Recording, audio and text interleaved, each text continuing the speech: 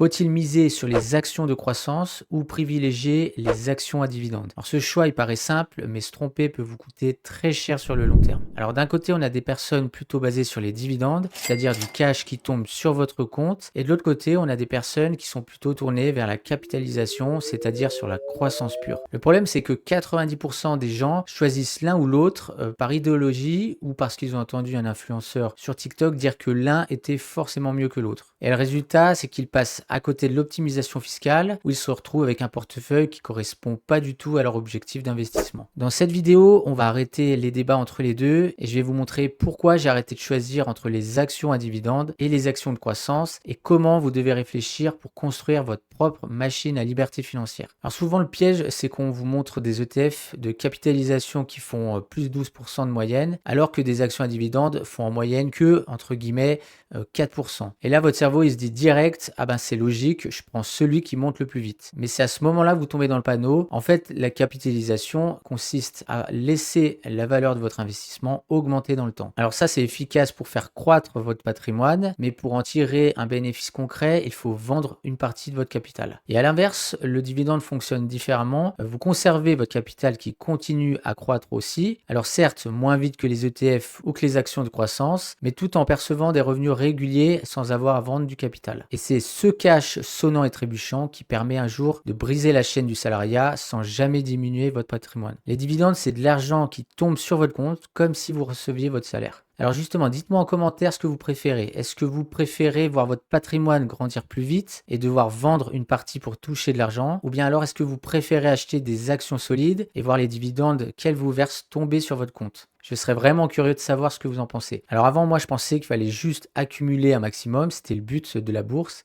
Mais quand j'ai reçu mes premiers dividendes qui sont tombés en 2020, j'ai compris que l'argent n'était pas juste un chiffre sur un écran, c'était de l'argent qui pouvait payer potentiellement mon électricité, mes courses, mon loyer ou même mes vacances si j'avais envie. Et pour vous donner un exemple, le dernier voyage que j'ai fait, c'était en Thaïlande et j'ai pris les dividendes que j'avais reçus pour me payer entièrement la nourriture pour moi et ma famille pendant les 3 semaines de voyage. Concrètement, ça veut dire que c'est mes dividendes qui nous ont nourris. Et ça, c'est tellement gratifiant de payer quelque chose avec le fruit de nos investissements. Bon, vous l'avez compris, moi, j'investis exclusivement dans les actions à dividendes parce que mon objectif, c'est un jour de remplacer mon salaire par les dividendes. Alors, pourquoi j'ai choisi cette méthode et pas plutôt la capitalisation? Parce que tout simplement, j'ai pas envie d'attendre 25 ans d'investissement et de devoir vendre à chaque fois une partie de mon capital pour pouvoir vivre. Et surtout, si on est en phase baissière, ça me fendrait le cœur de vendre mes actions. Alors, je préfère dormir tranquille et de savoir que je vais toucher mes dividendes tous les mois. Pour moi, personnellement, c'est une tranquillité d'esprit, c'est moins de charge mentale et c'est exactement ce que je recherche dans ma vie. Après, je peux tout à fait comprendre qu'il y en a qui cherchent à faire grossir un maximum et le plus rapidement possible leur capital. Ça, c'est vraiment un choix propre à chacun. Donc, en gros, les actions de croissance créent souvent un plus gros capital rapidement et les actions à dividendes créent des revenus et de la stabilité. C'est vraiment à vous de choisir ce qui est le mieux pour vous et surtout de répondre à ce pourquoi vous investissez réellement. Maintenant, regardez ce graphique. Si vous cherchez la croissance pure pour vous constituer un maximum de capital dans 20 ans, la capitalisation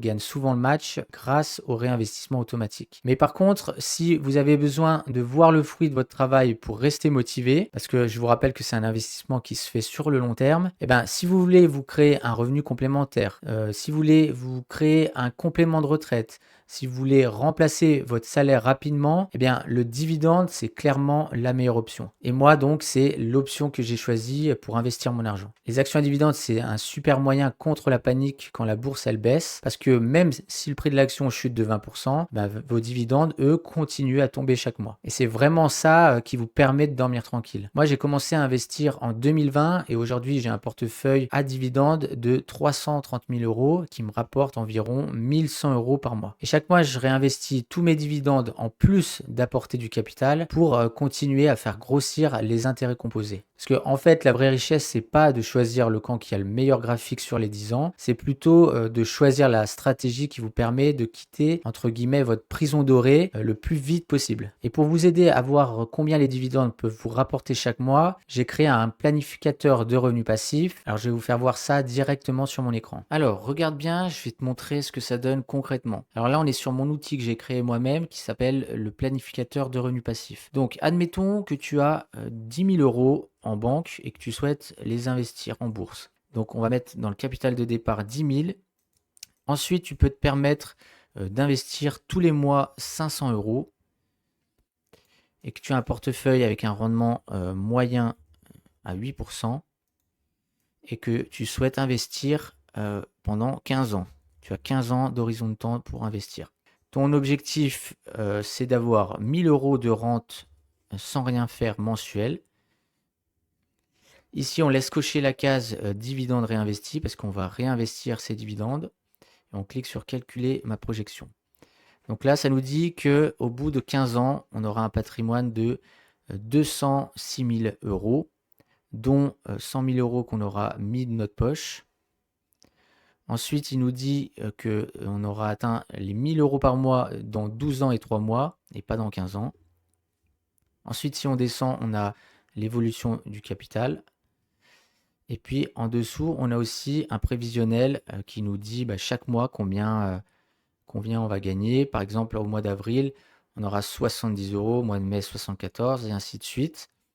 Et au bout des 15 ans, si on descend, au bout des 15 ans investis, on n'aura pas 1 000 €, mais on aura 1 374 € par mois de rente mensuelle. Maintenant, si on va prendre un autre exemple, si on dit qu'on a un peu plus, on a 30 000 € de capital de départ et on peut se permettre de mettre 800 € par mois. On laisse mensuel, toujours avec un rendement annuel moyen de 8%. Et là, on a 20 ans d'horizon de temps.